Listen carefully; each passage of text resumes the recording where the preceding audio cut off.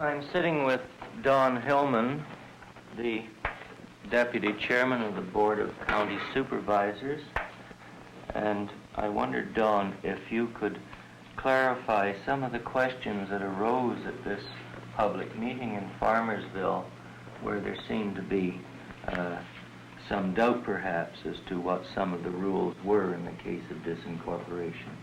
Well, the purpose of incorporating and establishing a city in the first place is that the group of people want to provide themselves with a higher level of service than they have had as a result of being simply under the governing board of the county. As a result of this demand for increased services, and it's certainly worthwhile, this money has to be created. And their only source of funds, over and above the regular gas tax monies and sales tax monies, is a property tax, which the city is entitled to levy themselves. This $1.25 or $1.27, which is referred to in the discussion, is that tax which is properly leveled by the city of Farmersville to carry on these extra services. If they should disincorporate, it is true enough that the property tax levied by the city would cease to exist. However, many of the services they're receiving now are ones that are not normally provided by the county and cannot be for many reasons: our geographical expanse, great numbers of people, and limited tax base, and so forth. So some of those services would have to be discontinued. Those that are obligated by a vote of the people, and now I'm referring to the bond issues that were mentioned by the mayor,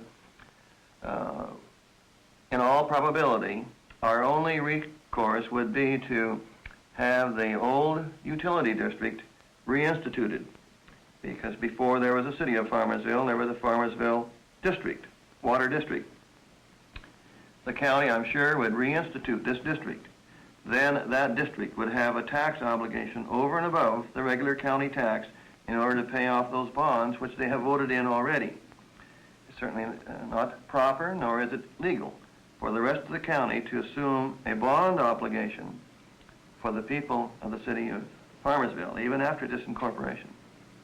So although they lost $1.27 or whatever that figure is, and lost perhaps some of the services it pays for, if any of the services were reinstated under county supervision, a tax to cover that cost would have to be levied. Yes, the district, which would be reinstituted in place of the city, would be governed by a governing board of its own, somewhat like the city council functions. They then would have considerable latitude as to what services they wanted to continue and which ones they would want to discontinue. As a district organized for the purposes of providing water and sanitary services, they would not be entitled to provide for themselves law enforcement services. That would naturally become a function of the county. They would not be able to provide themselves with public health services. That is a function of the county, and is now, incidentally. I think that they would find that their level of service in these areas would be just as the level of service is now in the community of Woodville, the community of Tipton, the community of Pixley, which are unincorporated areas. However, each of those areas do have a district for water purposes, for sanitary services, this type of thing. Does that mean that sanitary services like the present garbage collections could be continued and maintained? This is a matter of conjecture.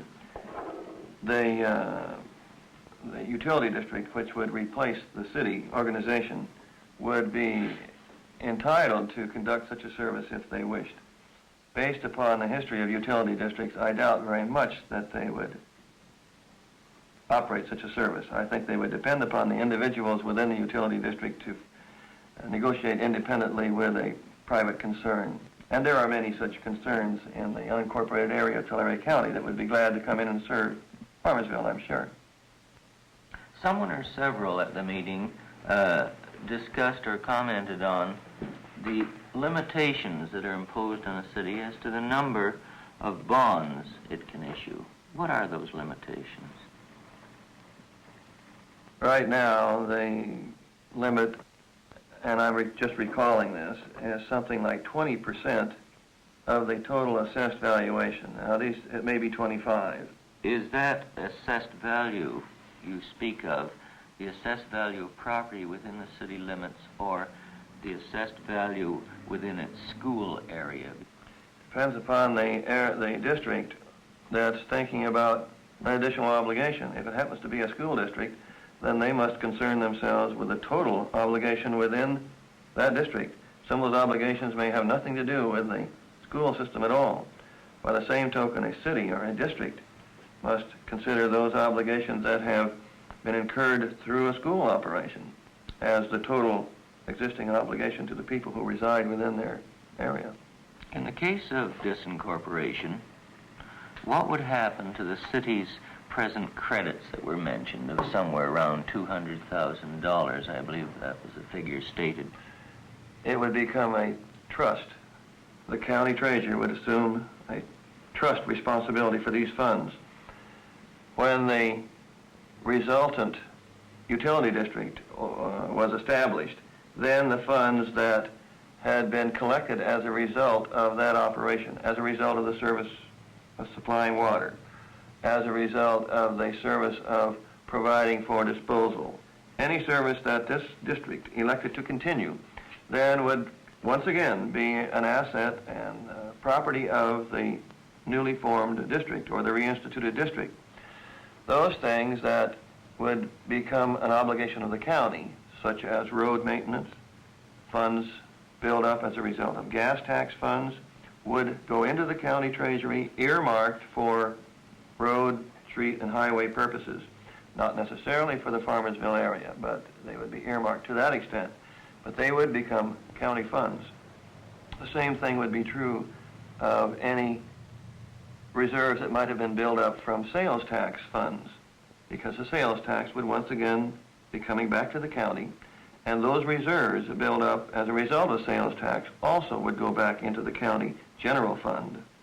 One of the people in the audience said that he had heard from the county sheriff's office that in the case of disincorporation, the sheriff's office would probably provide them with 2 patrolmen and a patrol car. Is that roughly your understanding of what would take place? I haven't discussed the matter directly with Sheriff Wiley as to what service he would bring back to the area in case they disincorporated. However, during the year 1961, and 62, which were the first 2 years of the city's incorporation, it was necessary for the city to contract with the county for their law enforcement services because they weren't prepared to assume this obligation themselves, and this was just about the level of service for which they contracted. This also would be roughly comparative to the services provided for similar size unincorporated communities elsewhere in the county. They would be serviced, I'm sure, for law enforcement out of the Visalia office. In all probability, there would be a requirement by the sheriff that at least one of his men be resident in the Farmersville area for emergency purposes.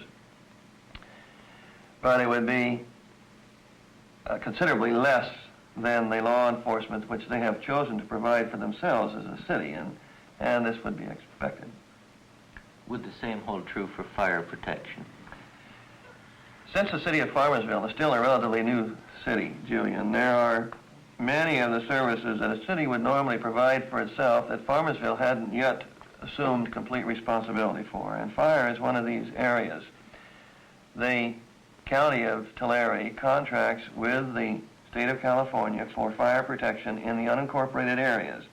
We have also continue to provide this service for the city of Farmersville. The fire station in the city of Farmersville is a joint operation of the county and the state. The city of Farmersville is gradually assuming more and more responsibility. At the present time, they're providing a large and very effective volunteer staff. The last 2 years, they are even providing their gear, the clothes they wear, and much of their material. Little by little, it was the hope of the city council and our board of supervisors that they would assume the total responsibility for their fire protection, such as other cities have.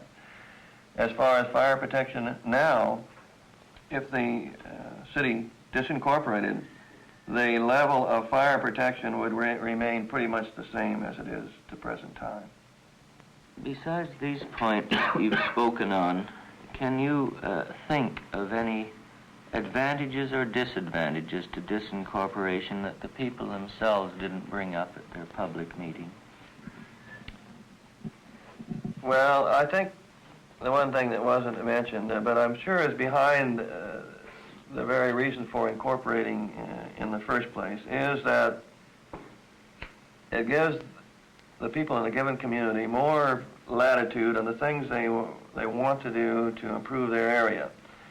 It was brought up to a certain degree in the meeting by one gentleman that we listened to, but it needs more airing perhaps. If there is a service that they feel that they should have, let's say on dog control within the community, they would normally turn to me because I am the member of the Board of Supervisors who has responsibility to relay their wishes and as best I can secure the services that they need and demand. I would take this request for dog enforcement, dog control to the county, and they would say, well, we can do no more than we do for the other unincorporated areas, which isn't the answer perhaps that the people would be looking for. When they have a city, they can do these things for themselves. And I think in the back of our minds always is a certain amount of pride and enthusiasm over the fact that even if we don't do that, we know that we can. And we can provide it for ourselves. And I think this is the motivation often behind incorporation. These services may be a long time in coming, but they know, or we would know as a member of the city, that within 30 days we could institute such services. We're not having to go to somebody else and say, please, can you provide such services for us? More latitude, perhaps, would be a good reason. During the discussion, looking to the other side of the picture, during the discussion it was mentioned that the county property tax was assessed against the people of Farmersville after incorporation just as it was before, which is true. This is a bone of contention between the cities and the counties. California has been historically and probably will be for a long time to come. The sales tax monies, which had been going to the county upon incorporation, then go to the city. There is a feeling by the county that the people who live in the unincorporated area, who go to the cities and spend their money, the sales tax being retained by the city then, offsets this property tax problem.